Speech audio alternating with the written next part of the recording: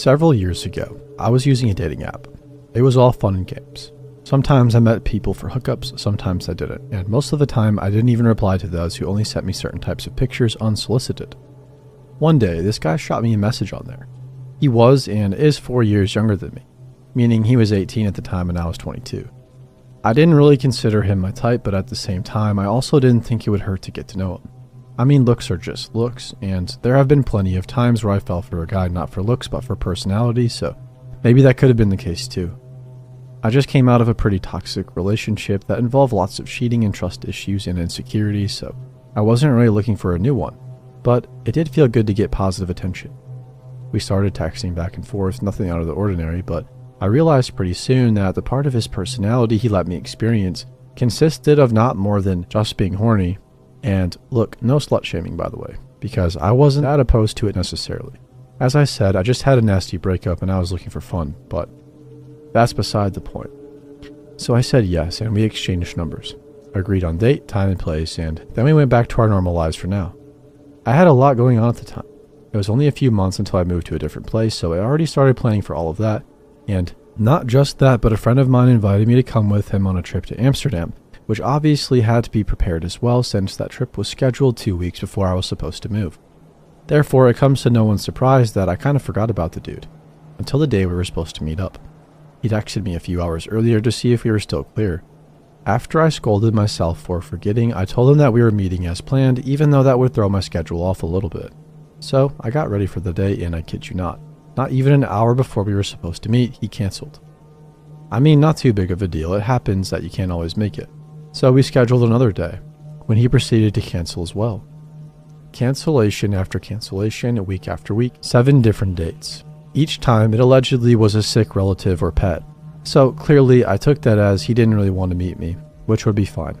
I'm not everyone's type either, but he could have at least had the decency to not lead me on then. So I told him off about his shitty behavior and blocked him.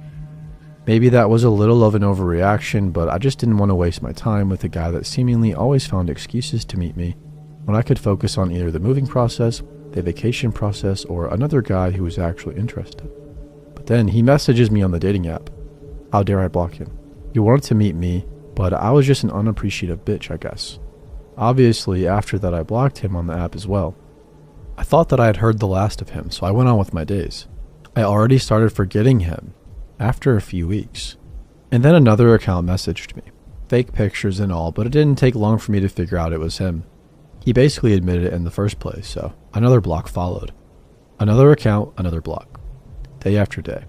I thought, what was even going on? He didn't want to meet me first, and now he creates new accounts on the daily to contact me. What is going on? So I just had enough and wanted to tell him off again when he started to apologize for his behavior, saying that he was in the wrong and that he was willing to meet me if I was still willing to meet him. Trust me, I really wanted to blow him off, but if I just met him and he was just really bad at sex or something, he just never contacted me again. Stupid, but hey, it was worth a try. So we scheduled a meeting a few days before I was supposed to leave for the trip to Amsterdam, which I stupidly told him about. And since I didn't have a car, he offered to come to my place. Now, I would never ever give a stranger from the internet my address, but back then I did. I mean, he couldn't possibly be a creep or a murderer, right? So we met. He came into my house. We sat down on my bed and exchanged basic pleasantries. And then he stopped talking altogether. He didn't even look at me. Just to be safe, I wasn't a catfish. I looked exactly like I did in the pictures I had on the app. Only when I asked him something would he reply with very few words, until I asked him directly about if we'd hook up or not. Then he suddenly started kissing me and, well, I don't have to go into detail. So after that, he just sat next to me staring at the wall, not saying a word. At that point, I was pretty annoyed. I mean, I get being shy and all, but if it's that intense, how did you muster the courage to go on a hookup anyway? After I went to the bathroom to freshen up, I told him my roommates would be back soon, so he jumped up, said goodbye, and left. I got no other messages from him after. Fast forward to my trip to Amsterdam. My friend, let's call him Joe, and I had lots of fun roaming through the streets of Amsterdam day and night, relax in our pretty fancy hotel, and do the usual stuff tourists do. One day, we were just walking down a very busy road, very close to the main train station, when suddenly I heard a car honk loudly next to us. The traffic light was on red, so the person wasn't driving. I thought nothing of it and didn't even look until the guy started to call my name. That voice was very familiar, and the face that belonged to it was still in my memory. It was my hookup. When I looked, he smiled widely and called out for me to come over, but when he saw Joe, who at that point asked me who that was, the smile faded. I was dumbstruck, so I didn't say anything, but that wasn't necessary. The traffic light just turned green. People started getting agitated that my hookup wouldn't immediately go, so finally he focused on the road again and drove off. That was a hell of a coincidence, right? That he would be in Amsterdam at the same time, but why wouldn't he say so when I told him my plans? If he didn't want me to know, why call out to me in the middle of a busy road? I didn't allow my mind to think about him intentionally going there to find me. That was impossible. He wasn't interested in me anyway, right? Back at home, my phone started blowing up. Calls, texts, new profiles. It didn't matter that I told him to stop. And it didn't matter that I threatened to block him again. He told me that I was a slut for going out with another guy, despite being in a relationship with him, that I was like everybody else, and that he deserved better than me. Then he said that he had just been coming to Amsterdam for me, to surprise me. When I tell you I changed my number and deleted the dating app quicker than I possibly could have dreamt of, I mean I sprinted to my car and drove to the closest shop to get a new number. Not long after, I moved into the new place.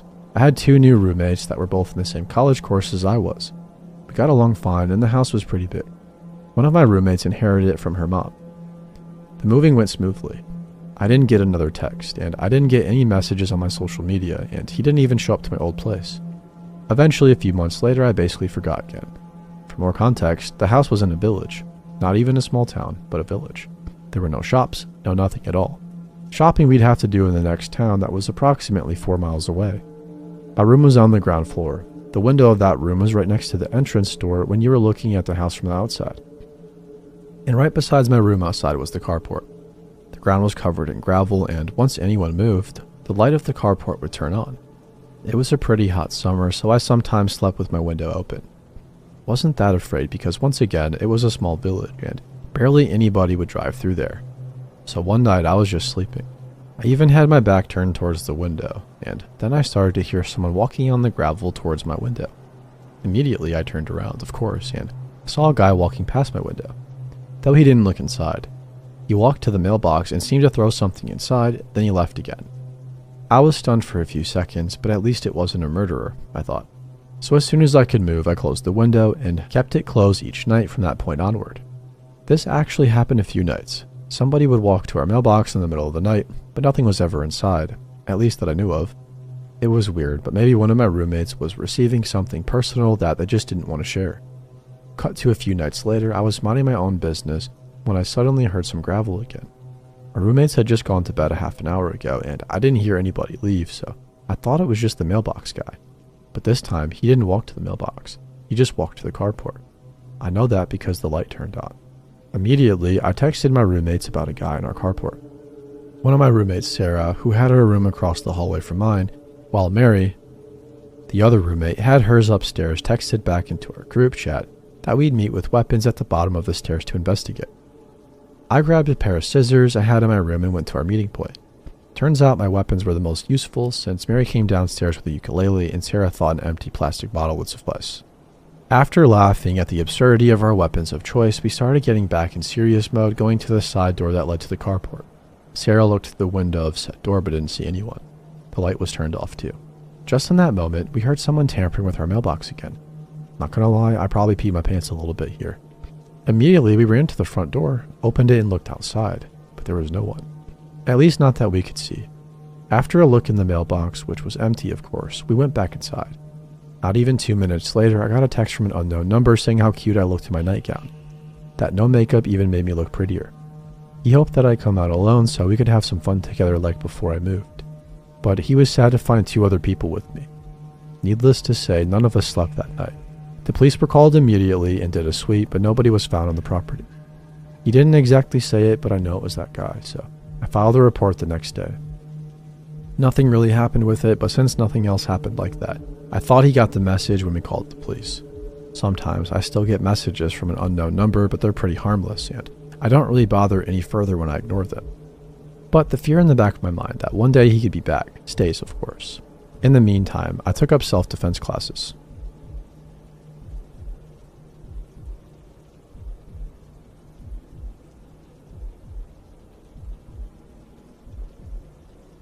If you were around and can remember, roll your mind's eye back to the weeks immediately following September 11th, 2001. Everything was America. particularly in the South and definitely in North Carolina where I lived. There are a large number of military installations there, including a very large army base about an hour from my hometown. Nearly every car had at minimum an American flag bumper sticker, and a frightening majority of people thought anybody who had skin darker than a potato chip was a terrorist. Everyone was hypervigilant, and many people took this as an excuse to become overly interested in the lives of their neighbors, sometimes out of concern for their neighbors' safety, sometimes out of concern for their own. I was 8 years old, and I was pretty sure my elementary school wasn't going to be the target of any massive terrorist attacks, and neither were my parents. So my brother and I continued to walk to school each day. There was never a problem. We walked to school every day that didn't have totally awful weather for almost all of my grade school existence. My neighborhood even had weekly paved trails, including one that led directly to my elementary school that we always took. I can't remember if it was recent rain flooding the creek besides the trail, or just the climate in general making the bugs come out in full force, but that week, my brother and I had decided to take a different route and walk along the road. This plan went off without a hitch until we were walking home one day in a big black SUV with tinted windows and giant American flags blocking the view of the back windscreen and back seat, slowed down to a crawl and then abruptly stopped in front of us and rolled down the window. The woman inside was blonde, maybe middle age, and wearing large sunglasses that obscured much of her face. "It's not safe for you to walk out here," she called out to us. My brother responded with something to the effect of, "Well, it's fine, we always walk home. We don't live that far." That was a mistake. She rolled up her window and drove a few feet away before screeching her tires to a halt and rapidly reversing back to us while rolling down her window, and she yelled, "You spat on my car." "I know you did. You just spit on my car and you need to get in right now so I can drive you home to your parents and you can apologize in front of them." I looked at my brother and we both shook our heads no, and I called back, "I didn't spit on your car. Look at the side." And then she yelled again, "Get in my car right now so I can take you home." I turned to my brother again, and without a word, we took off running into the woods. My heart was thumping in my chest, and I never turned back, particularly after I heard her door open and close. We just kept running. We switched back and forth through the streets and woods, taking several different paths, and finally ended up circling back around until we were home. We sort of just shrugged it off as, "That was weird," until maybe 15 years later when I told this story to a friend, and their eyes grew wide. And last laugh, "She was trying to kidnap you." It's haunted me ever since.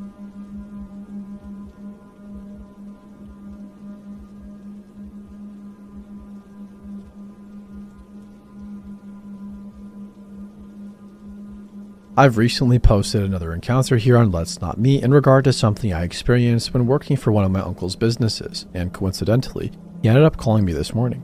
I told him about this subreddit and then subsequently explained what Reddit was, and that's when he chose to share this encounter with me. This is all verbatim and it's not exactly a short story, so it might trail off at some points, but I wanted to stay true to my uncle's account, hence it's word for word. Understandably, this will irritate some readers or listeners. The following is all from my uncle's perspective, and the use of "I" refers to him.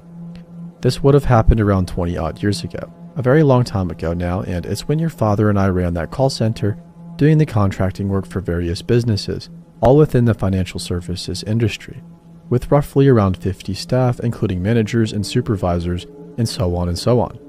Things were a lot different back then. The internet was still very much in its infancy, as was technology. We didn't have the same access to things as you would now if you ran the same kind of operation. On top of this, we were running all of this out of a warehouse on an industrial estate right next to a gypsy camp because that's all we could afford for the amount of floor space we needed. The campaign we were working on wasn't going so well for us for the most part. We just worked out of phone books and the like to get leads, as data cost a fortune and still does, so we were under a lot of stress to meet the sorts of deadlines and promises your father made to our B2B clients. So we weren't in a great place. We were facing the possibility of cutting the staff down to at most 20 agents with 2 managers, and that's when we met Kevin. We'd heard of him from a few associates who ran similar operations to ours as somebody who could provide leads and generally had the ability to turn companies around, so your dad got in contact with him and went from there, really. We didn't actually hear back for about a month after contacting him, so we were very much in the mindset of, well, screw all of this over. Close down and start something else somewhere else, and on the day we hyped ourselves up to tell everyone, "You've all lost your jobs." We got a phone call out of the blue. Who was on the phone? Kevin.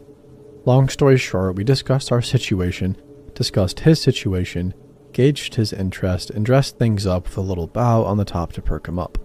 And by the end of the call, he'd agreed to come down from Scotland to meet with us and discuss options in person.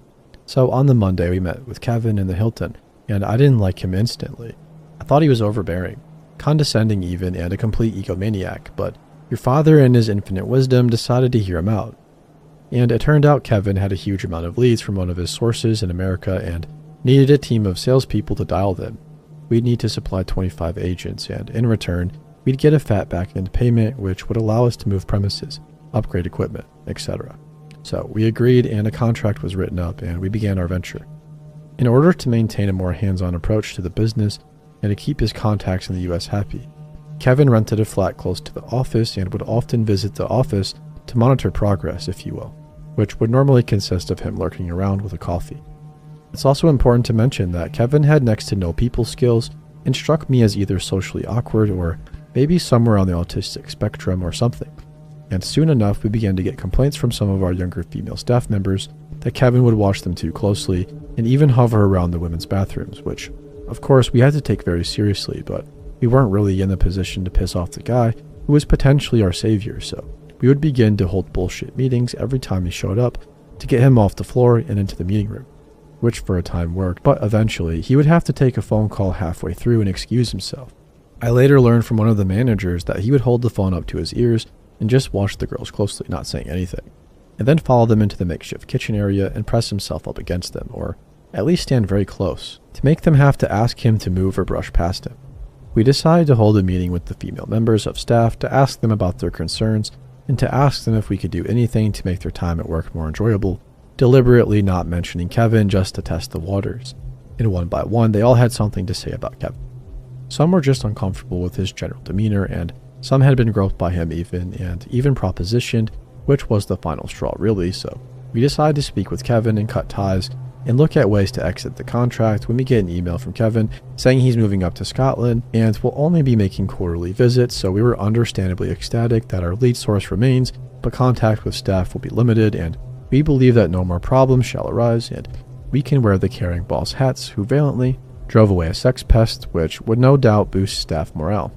Fast forward another 12 months, and Kevin's visits have all been non-eventful, and the contract is drawing to a close, and we are excited to get our cut and to expand and to move on to another primary contract when Kevin gets in touch with another plan to extend our contract and package our company up to be sold to a blue chip company which specializes in the financial services industry. He'd act as our broker and take a cut, but we'd make even more money than we originally thought as well, as half the agreed amount that we had received when this particular contract was supposed to end, just as a goodwill gesture. He mentioned that he had a few contracts in London and the US who would be interested in merging our operation into their current sales team for a more dynamic sales approach. So this was something to ponder on, and we agreed to get back to him. Anyway, I was thinking over the idea and decided to go to the local pub where I ran into a guy named Carl, who also ran a similar business to me, and we got to chatting, and he brought up Kevin, saying something along the lines of, "You're working with Kevin Smith, aren't you?" And unsure of how he knew that, I asked him why. "Why, do you want me to know?" To which he responded with, "That guy is a total nutcase, mate. Honestly, the things I could tell you about him." And at first I thought, here we go. This is just more gossip and BS, and most likely jealousy, but curiosity got the better of me and I asked, "Go on then, why is he a nutter?" And he laughed some more, took another few sips of his drink, and off the cuff said, "You know that geezer murdered his wife, yeah?" And admittedly I scoffed, but Carl's face was serious, stone-like and unsmiling. "No, he didn't," I said, still laughing. "Killed his wife, mate. I wouldn't make that up." I can always remember the look in his eyes when he told me that. I was unnerved, but still, you can't believe anyone in business these days, and I decided to probe him some more. "So what happened?" I asked for something to that effect. I don't know the whole story because he's kept it very quiet, obviously. You won't find it in the papers or on the news or anything like that. But basically, his wife was found battered. There were no signs of a break-in, and the only other DNA in the house was his. He's a wealthy guy, though. Never got out in the press, and he managed to get off, but I tell you, he's a dodgy bloke. We had him with us in '98, and we exited out of our contract and got loads of complaints about him. He's a perv. So I'm thinking, oh man, we have a murderer as a main source of income, and the guy's off of his rocker, but I don't let on to Carl and instead tell your dad. And he says, "He's fine. He's eccentric. He's from a different era, and we should just hold out a bit longer." You know what your dad's like. He's got the moral compass of a bloody war criminal. But stupidly, I relented, and we have entered the new contract, and true to his word, we received half the original agreed commission fee, so we were able to move offices, and this is when Kevin decided to move back down south and take permanent residency at our new office to oversee the packaging process. So he set himself up in an office opposite the hallway to the women's bathrooms and would spend most of his days on the phone just loitering again. By that time, we had a major staff overhaul and employed more skilled salespeople and management staff, so we were confident that Kevin would behave and he wouldn't have a repeat of last time. But unfortunately, this was short-lived as an admin assistant complained to HR that she saw Kevin having some alone time in his car outside while watching some of the girls who go outside to smoke. Obviously, this kickstarted the rumors of Kevin being a weirdo again, and his odd behavior did nothing to help that, so we decided to seek legal help, and eventually, we were able to back out of the contract. Kevin, in our minds, was long gone, and it would have been in early '03 when I was working late at the office alone when I saw a figure moving through the office towards my enclosed office at the back. I knew it wasn't security or the cleaners, as security weren't permitted to enter offices without permission when a staff member was present, and the cleaners had left earlier. Besides, the cleaner we had was a rake-thin Asian woman, and this figure was now barreling towards me, which was much larger in both height and width. I stood up and moved towards the door to lock it when I saw Kevin's face on the other side. Now Kevin was a big guy, probably about 22 stone and around 6'4", and I must have been around 12 stone and 6'1", so he easily pushed back and barged in through the door. I can remember going for the phone to dial security when he got on top of me, and instead of the beating I was expecting him to try to pull the watch off from around my wrist. Confused but understandably mad, I tried getting him off me, but his weight was making it difficult, and I just remember him looking at me dead in the face without saying anything, eyes completely blank. Somehow I managed to get him off me. I think I managed to knee him or something and ran out to the reception area where I got security to apprehend Kevin, who was attempting to escape out of a fire exit. I wasn't hurt or anything and didn't press charges, and he got a warning from the police, and that was that. The last time I saw Kevin. Now this is when it gets bizarre. About 3 years ago, I bumped into Carl in Monaco, and we got talking about the old days when the topic of Crazy Kevin came up, and I told him about the time he got into my office, jumped on me and tried taking my Rolex, and Carl was laughing along with me and asked me when exactly that was. I told him it was in '03, and this is what he said. I can still remember it word for word. That couldn't have been long before he died then. Shocked. Naturally, I asked him to repeat what he said to me, and he did. Yeah, he died in '03 and had no money at the end. I'm not sure if he told you, but he remarried this Thai girl who had a son. When he was liable to settle his contract with the American people, he tried bumping her off to get the life insurance money. Everything he had was financed. Everything. Didn't own anything. I was completely gobsmacked. Kevin never even wore a wedding ring, and in all the years I had known him, he never once discussed a wife or child. And although Carl is a bit of a shit stir, it turns out Kevin rented a house opposite Carl's brother-in-law. I tell you what makes the stories about his first wife seem more plausible. I've also worked out why he went for my wrist. I think at the time he was angry that we backed out of the contract, and he probably viewed us as responsible for his life spiraling out of control. So he probably did want to beat the shit out of me, but I think the fact that he had no money and probably needed it quick to settle the contract, and impending lawsuits made him decide to try and steal my watch to pawn it. The bastard. This is just my theory though, and he could have just been off his tits. That was the end of the conversation. I know some of you may find that hard to read or listen to, due to the length and the fact that he could trail off at some points, but I thought I'd share word for word with you as it adds more to the story. I've changed the name of the guy in question as well as my uncle's friend for anonymity purposes. It's definitely a strange one, I'll give you that. And if you have any questions about it, please comment and I'll call my uncle with your questions.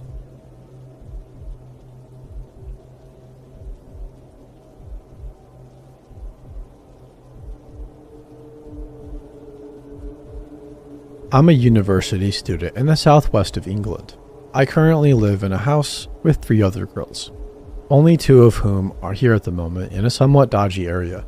My bedroom is the only one on the ground floor, with a back door that leads onto a small and discreet patio in the garden. It's semi-detached, so there are houses on either side and there's a lane behind the gardens with no street lighting. Recently, we've had bad weather in the area, so the dividing fence on one side has fallen down, as well as some of the fencing to the lane belonging to the other houses. The first time it happened was at the end of December. My housemates were still at their parents' for the holidays, but I'd come back early to revise for an exam I had in January, so I was there alone. I always kept the back door of my bedroom locked, and I have blinds that cover the full length of the door and window with a gap probably around 3 inches in the middle. I was sitting on my bed with my laptop, and since I had the lights on, I couldn't clearly see outside as it was very dark. However, I kept thinking I could see something in my peripheral vision through the gap in the blinds. I wouldn't have been able to see anything outside unless it was close to the window. I looked up a few times and thought I saw something pale move away in the lower right-hand corner of the window and the door, which would have been directly by the gap. I figured I was probably just being paranoid and ignored it. Later on, I went upstairs and noticed through the hallway window that the people we share a lack of fence with were having people over. My bedroom is on the opposite side of the house, so my patio and window wouldn't have been visible to them unless they had come into the garden and walked over. Around 2 a.m., I heard what sounded like all their guests leaving and figured that someone may have drunkenly wandered over earlier on. At this point, I had all my lights off and was sat in my bed with my laptop and heard what sounded like somebody shuffling around outside. I immediately closed my laptop, so my room was completely dark and nobody would be able to see anything from outside. I crawled across the floor to the window and peeked through from the edge of the blinds on the right. There was a man crouched outside my door, trying to look through into my bedroom. I realized later that I should have made it obvious I knew he was there by yelling something at him, but at the same time I was frozen solid in fear. I had absolutely no idea what to do. After a couple of minutes, he realized that he couldn't see anything with the lights off, had the nerve to tut, and then crept away. I debated calling the police, but decided I didn't really have any information for them, so it would be a waste of their time.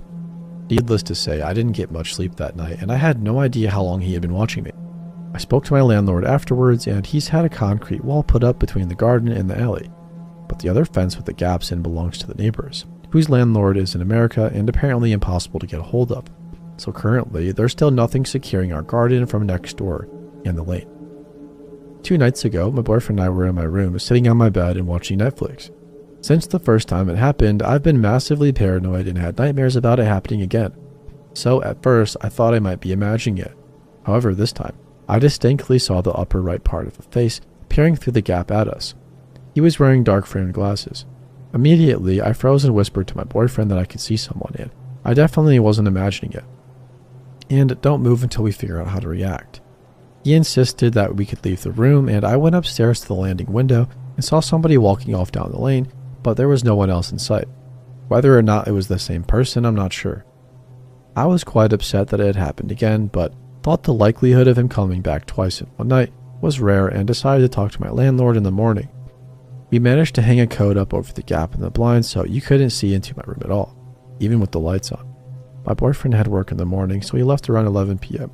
Literally within 5 minutes of him leaving, I was standing in my room facing away from the back door and deciding whether to watch more Netflix or to go to sleep. I heard some faint scuffling sounds and 2 clicks, but tried to convince myself that it was all in my head.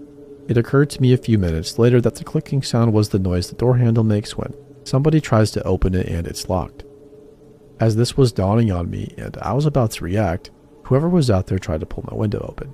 It's important to note it's a tiny window. Even I couldn't fit through it. And it's at the top, so around 5 feet from the ground. It doesn't close all the way as the latch is broken, but I have a dream catcher with wind chimes hanging off the inside handle. So as they pulled it open, the wind chimes started rattling against the window. I was terrified at this point. I'm very small and have no idea how to defend myself, and somebody was actually attempting to enter my house through my bedroom. I have no idea how I summoned the courage to do it, but I whipped the blinds open and made a big deal out of slamming the window shut, then peered outside. I couldn't see anyone, so they must have run off. Straight away, I called my boyfriend who had just gotten home, who then came back and insisted I stay at his for the night. When I spoke to my landlord the next morning, he said he was going to get motion sensor intruder lights installed but couldn't fix the fence as it was the neighbor's landlord's property. I was still pretty freaked out, but I thought that the wind chimes rattling must have made it clear that trying to get in wouldn't go unnoticed and the gaps had been covered, so there wouldn't be any point in returning again. Last night, we made a thick covering over the blinds with a bunch of jackets and coats, so there was absolutely no way anyone could see in. I triple-checked the door was locked, took the key out, and attempted to wedge the window closed. Feeling safer, we smoked a joint each, and my boyfriend dozed off a while later, probably around midnight or a bit later. I got up and turned the lights off and put the light on my phone to make my way back to bed. Feeling really paranoid still, I decided to just peek through the blinds quickly to confirm that there was nobody there. The light on my phone made it slightly more difficult to see, but I saw somebody wearing a hoodie hunched outside. My hands were shaking and the side of the blind, balancing on the coat in the middle, slipped a little and rattled. I instantly let go and turned the light off on my phone, and a few moments later I saw a weak light coming from the other side turn off. I must have sat on the floor, not moving and listening intently for about 10 minutes, before I dared crawl back to bed. I woke my boyfriend but didn't explain what was happening properly, so he assured me that I couldn't have seen anything and I was probably just really baked. I spent most of the night staring at the blinds. I would have thought that the wind chimes would have put anybody off, but for them to come back the next night has really made me feel uncertain about what to do. I was thinking tonight I might try to set something up to see if anybody comes back, like tying some string a few inches from the ground across the entrance of the patio, as I'd be able to hear if anyone tripped over it. I also thought I might stay somewhere else and set my laptop webcam up to record the window at night with the screen turned off. I still haven't called the police as I still don't have much information and I feel like it would be wasting their time. I don't know what to do in order to feel safe in my home anymore. Edit. Sorry I didn't update before. I wasn't aware so many people were invested in hearing what happened. The past 2 nights I hung an enormous bedsheet across the entire wall with the door and window, so there was absolutely no way anybody would be able to see in. I removed the key from the door and wedged the window shut. The first night my boyfriend stayed with me. I nearly peeped out a few times during the night, but stopped myself because I knew it would only make me more nervous, and last night I was here alone. I haven't heard anything specific at all either night. My landlord literally just came around about 20 minutes ago, and he's bought a massive motion sensor intruder light that's going to go on the wall directly above my door and the window. And he's going to contribute some money to next door's landlord to get a concrete wall to put up to replace the broken fence. He's a really good landlord, you could say. He's very concerned about everything that's happening. He's also going to try and find a key for the broken window and see if it's just locked in that position or if it needs replacing. I'm feeling much better knowing that things are going to be sorted to prevent this from happening again, and since it's such a good place to live despite what happened, I'm going to stay here. Though when my lease finishes, I'm going to move into one of the rooms upstairs. And thank you so much for everyone that read and contributed. It was all fantastic advice and made me feel quite better knowing that I wasn't overreacting by being scared. I'm going to go to my neighbors and let them know what happened so they can be safe too, and if anything ever happens again, I will immediately call the police.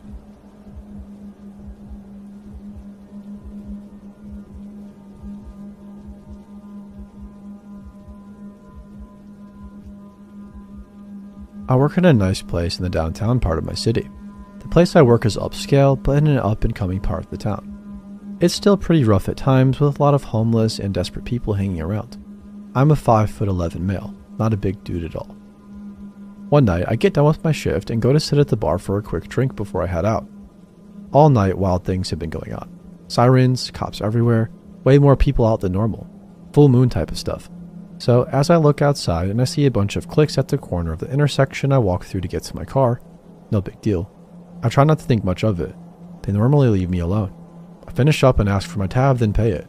While I am signing my name, I look to my left and I see these 2 dudes that have appeared in front of the window. They are appearing in on the glass and just staring me the heck down. It was weird and they were slow to continue on their way, but they eventually kept walking. The bartender says, "Have a good night. Stay safe, it's been weird tonight." I immediately get that feeling of this doesn't feel right, but continue with getting my backpack from the back to leave.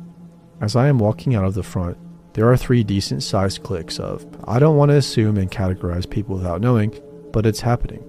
Thugs. I don't recognize these guys because I know the homeless people and most of the guys that hang around.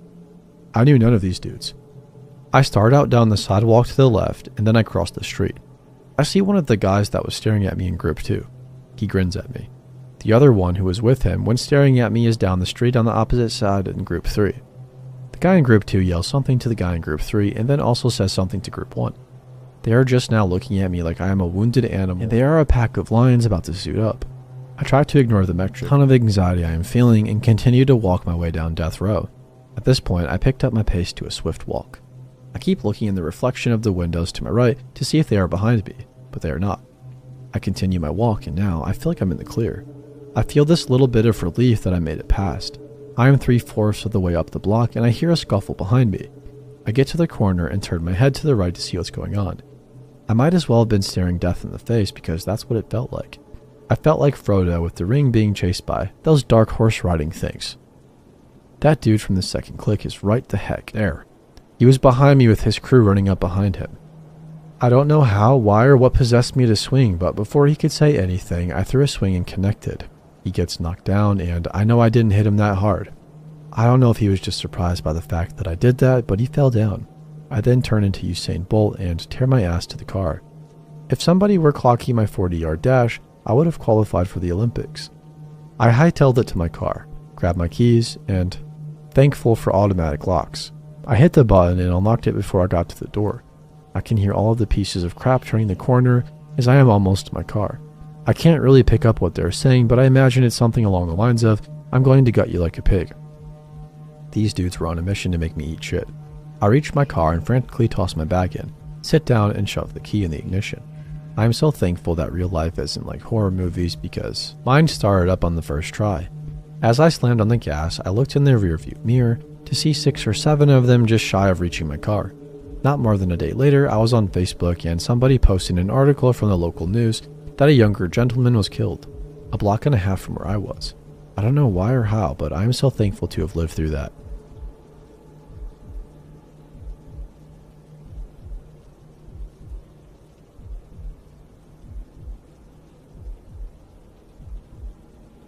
Hey, so this was a long time ago, so pardon if I can't remember all the details just right, but I know it definitely happened as others have commemorated my story over time.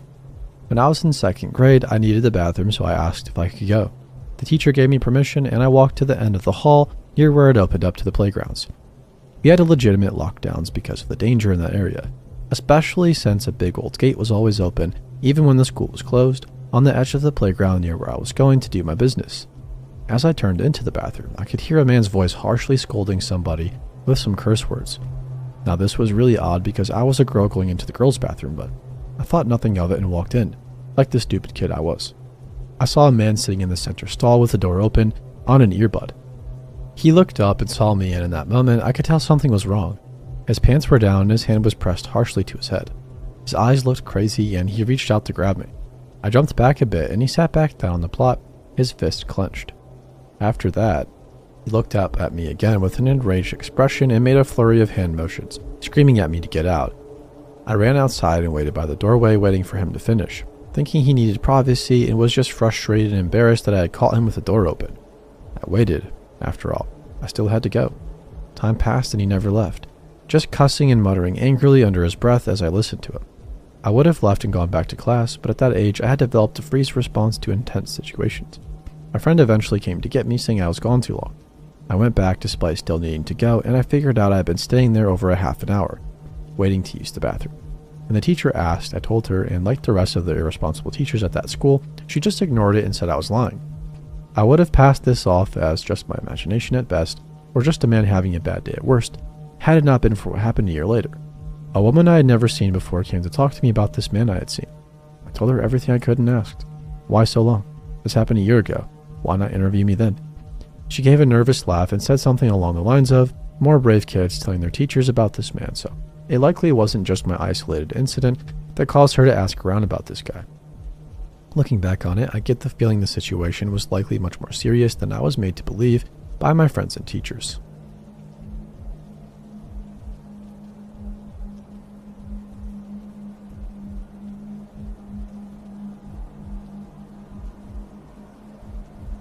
If this doesn't belong here, please let me know. This story still haunts me to this day. This took place around 10 years ago when I was like 8 or 9. I lived in a pretty crappy neighborhood and what was at the time a really rundown city. It wasn't good, but it wasn't bad at the same time. Just a few bad apples in the tree. Anyways, enough background on the neighborhood, now on to the main story. My friends and I loved to play outside. It was the only thing we could do. No one in the neighborhood could afford any sort of electronics or any sort of fun machine to play with. We loved to just run through people's yards, cutting through houses if they just so happened to leave their door open. Now, looking back on it, it is probably the dumbest thing kids our age could have been doing in a neighborhood like that. This story has nothing to do with running in people's houses. I just wanted to let you know how dumb kids we were. Well, on to one fateful day, we were playing hide and seek with 4 of us hiders and 1 of us seeker. We thought it would be a funny idea to go on the other side of the neighborhood so that the seeker could never find us and we would win. We like to call that part of the neighborhood the rich part because they had 2-story houses over there in a forest with a creek in it. We were just doing our usual thing, cutting through people's yards and jumping fences when we heard the loudest scream ever, maybe 4 or 5 houses down. After hopping off the fence that we had just jumped, we all stopped and looked around, wondering where it came from. I noticed that one of our hiders wasn't with us anymore. 3 of us left. "Where's Isaac?" I exclaimed. We heard the scream again. I pointed towards where the sound came from, and we all jumped back over the fence we just jumped from and ran towards the scream. When we thought we got to the spot where the screaming was coming from, there was nothing there but an empty lot of land and forest. We all started to get scared. Did Isaac get lost in the forest? Did he get taken back there? Then we heard the scream again. It was definitely Isaac. I decided to be the man out of all the other 8-year-olds and go into the forest to make sure Isaac was alright. As I started my way into the trees, I did one last look at my friends and saw how horrified their faces were. I knew at that moment that I was definitely the only one that could go down into the forest. Making my way in, I could feel all the heat in my body fading and some sort of dread starting to take over. As I walked further in, it started getting darker and harder to see. I was whispering, yelling my friend's name. He responded in the most shaken up voice. "Down here, be quiet." I finally got him and asked him what happened. He told me this story of how he got tired of running and decided to take a break on the curb to catch his breath, and that instead of being out in the open and risking the chance of being caught, he decided to go in the woods and hide. He said that after like 5 minutes after he sat down, he heard talking.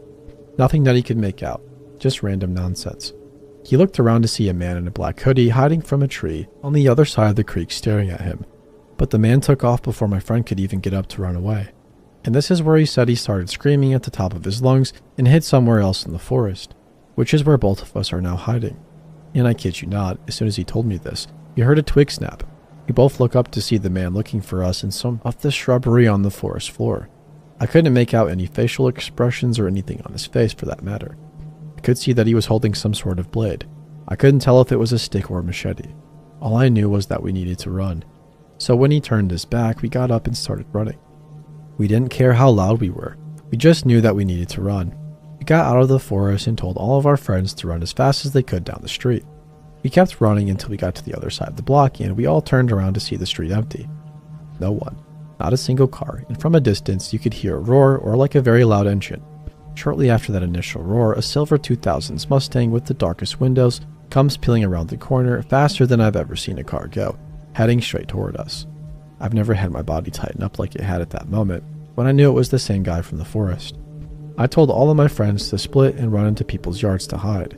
So as we were all hiding and running through alleyways and jumping fences, you could still hear his engine. It was like he was targeting only me. I can't even tell you how far I ran.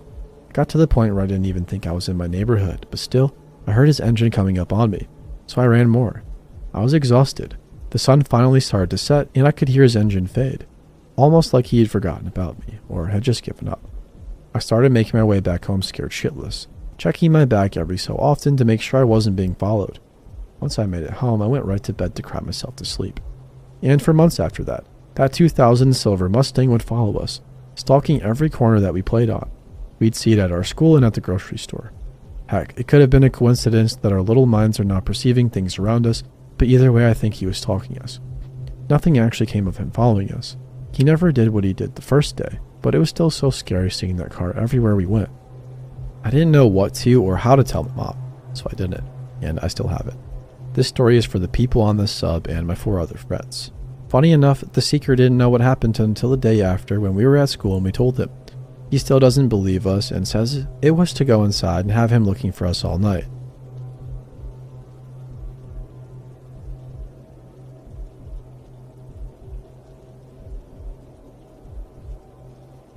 This is my first post to Let's Not Me, and for story context, I'm a 29 male to female who presents as masculine for work-related things like rideshare.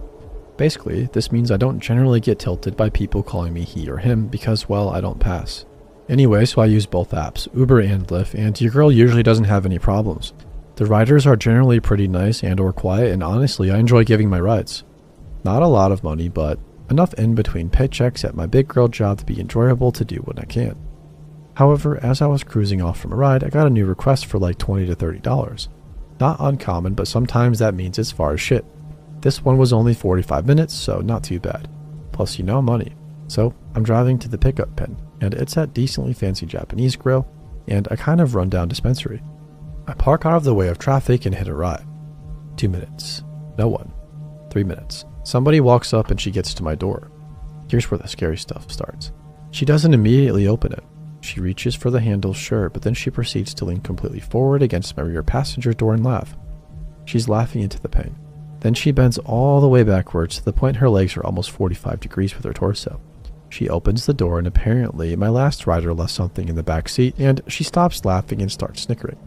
I hit her with the, "Hi, are you rider's name?" In my forced masculine voice. In a creepily cutesy voice she says, "Yeah, that's me. Somebody's done dropped a thing in your back seat, Mr. Uberman." I notice it and ask to keep it in the front seat with me so I can return to it later. Oh damn, I guess she must have left it on accident. She stares not at me, but at the rearview mirror and says, "Aren't you going to call her?" I tell her I'll do it when a request comes in to return it like I usually do. Now a quick aside to explain the characterization of this woman I've made so far. I'm not going out of my way to be any kind of prejudice. She legitimately spoke this way. And beyond this, just a country vernacular, she spoke as if she couldn't read well. As somebody who's worked with people with traumatic mental disorders or people who are severely mentally disturbed or are neurodivergent as a volunteer, I try my best not to be annoyed or be a jerk in these situations. Anyways, we head off towards her destination about 45 minutes away. First red flag because the others so far could just be a rider, being weird or drunk. She asked me to stop at a UPS store on our way to her destination. No big deal, right? Here's the issue. She didn't specify where. And as I opened up Google Maps to find the nearest one, she said, "Oh, you don't have to, but I have to get my friend out of jail. If I don't get this package, he's going to be there overnight." "Oh," I said, not getting what the package had to do with jail, but playing along. "Well, it's just he's going to be there all night. If we don't get him out, he's going to kill somebody. He's in jail for killing." Okay. When I freak out visibly but not audibly, she smiles and says, "Oh, we don't have to go there. Let's keep going back on the road. I know you Uber guys have to make your money." Yeah, Uber drivers don't have a lot of money, do they? Weird pivot, but we keep going and I nervously laugh and say, "Yeah, but I don't mind if you need me to stop." Wrong move. She continues to stare at me from the rear view every time I glance back. We are on the highway before she says anything. "I like this car. What car is this?" I tell her, "Oh, well, it's pretty nice. You like it?" I nod and say, "Oh yeah, it's a nice car." Then she turns to the empty seat next to her and starts arguing with the air. No, it's his car. I don't think he wants to do that. Stop it. I say, "Is everything okay?" "Oh, my friend just said this car's nice." "Oh," I say. I'm a bit freaked out now, but it's whatever. People are weird and you never know what's going on. It's not unusual for a grown woman to have imaginary friends, I guess. "Mr. Uberman, do you think it's okay to steal if you have to?" I just shrug and go, "I mean, what do you mean?" Like, if I were in a local grocery store and wanted bread, I should be able to take it, right? Especially if I work there. I shrug again. "Well, I'm not a thief. It's because I need it," she said. She turns around and yells at my trunk. "I got money. Right, Mr. Uberman? I got a job, so I got money." She's getting visually more agitated. Then she turns to her side and says, "What? No, you tell her to simmer down now. He's a nice man." And goes on this long rant about how she's not a vagabond and she's got a job, so she isn't poor. But those poor people like to pretend they're not poor, switching from the seat next to her to behind her. Eventually, she smirks and it's kind of off-putting because she's missing teeth. Now, do I necessarily care if someone is talking to themselves in a Lyft ride? No, I don't judge. Life is hard. But when her imaginary friends start to sound like they want me to die, I do mind. I don't necessarily like being alive, but I'm not going to let someone else decide that for me. Then I'm driving and keeping to myself, and she smirks in the rear view and says in a very scarily soft voice, "Aren't you sleepy? Are you hungry? They say you're real sleepy. Do you like boba?" I'm now gripping the steering wheel and avoiding eye contact. "Nah, I'm okay. Thank you for the offer. I'll pay if we stop," she says in her sing-song voice from earlier. "Let's stop. Maybe you could even pull over and nap for a bit." She's baring her teeth at this point, and I'm internally screaming that I want this ride over ASAP, but $20 is $20, so we keep moving. "Well, you killed her, so it is what it is," she says randomly, looking at her side. So, new intel. She's talking to dead people. What in the space balls is going on? So now I'm even more concerned. We get to a stop sign and she stares at the headrest and leans forward. Oh, I forgot to mention, all of this is happening while she's sitting directly behind me. She leans forward and sticks out one bony finger and pokes my shoulder. "How does your body feel, Mr. Uberman? Huh? Are you sure you don't want something to eat? I could feed you if you just pull over somewhere." It's like the 10th time she tried to get me to stop, and then she says, "He's sleepy, isn't he? He's going to kill someone if he doesn't get some sleep. Sleep is going to die. He's got two choices." He chose. I ask, or who is going to kill someone? She looks aware and gets in an angry face. Nothing. No one. So eventually, after being death stared at and her imaginary ghost friends talking about robbing and or killing me, we get to her destination and she gets out. "Ah, thank you for being so patient. Make sure you don't forget to eat," she says, with the deliberate pauses, and then she comes around to my windows and smiles against the glass. I drove home and didn't drive for Lyft for a week.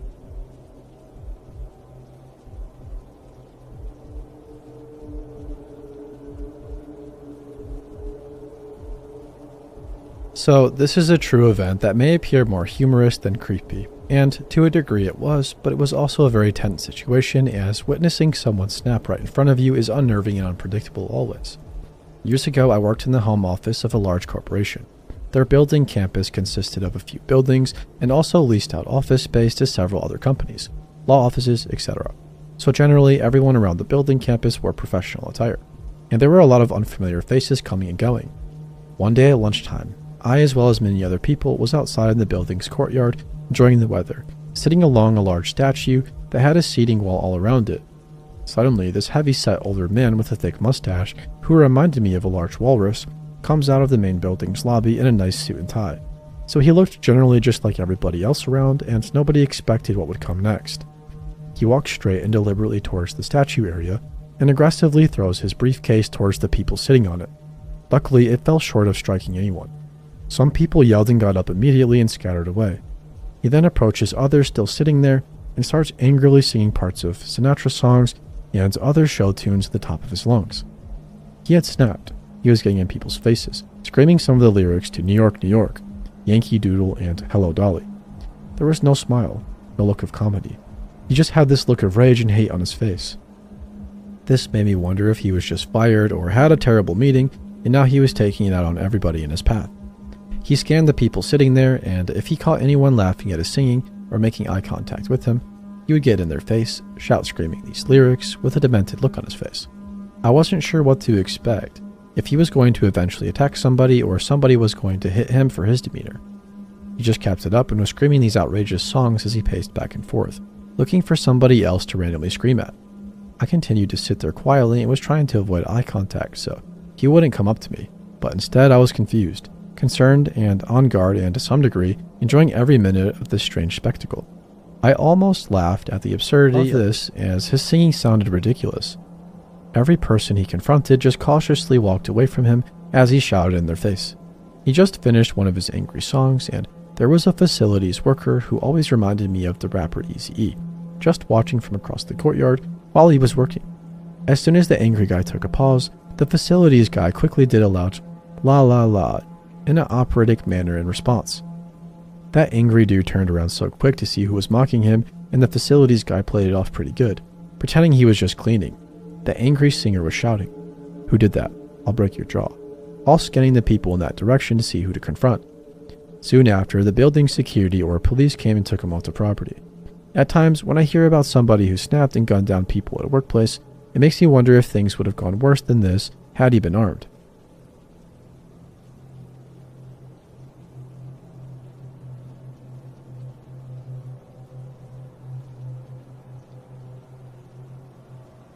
When I was 17 years old, there was a rumor that a back trail behind my street had devil worshippers who worshipped on it late at night. This was told to me by my friend's siblings. We'll call my friend number 1 Skylar. Skylar insisted that there was nothing there, and I believed her mostly. About a month after school ended, I was really bored though, so I texted friend number 2, we'll call her Carly, and asked if she wanted to check it out with me. She agreed, and our parents told us not to stay out past 10 o'clock. Carly and I spent too much time looking. Don't get your hopes up. There was nothing back there but Country Max and a freeway. When we walked back up to our street, it was 10:30 p.m. I could see my mom waiting for me, clearly mad. As I walked up my street towards my house, I saw an older man and my stomach immediately sank. He nodded at me as I passed him, and I nodded back just to be polite. I walked up further and turned back to see if he was staring at me. He was. I ran up to my mom and told her, "Mom, I know you're mad, but that guy is staring at me." And she looked at him, bit her lip, and took me into the house. About 3 days after the incident, My mom told me I needed to be careful outside because he was actively stalking our house. He would walk by in laps of 3. Well, one night I sat out a bit later after Mom had gone to bed, and I looked up and saw him walking up the sidewalk. I ran into the house and FaceTime friend number 3 that we'll call Alexis. When I was on the phone with Alexis, I heard somebody frantically rattle the front doorknob. I began bawling my eyes out from terror. This nightmare finally ended the next day when I was in the living room. He was making his usual rounds, stalking our house, and Mom noticed him trying to come up the front steps. She cleared her throat and he ran off. When your parents give you a curfew, please just obey them. It's for a reason.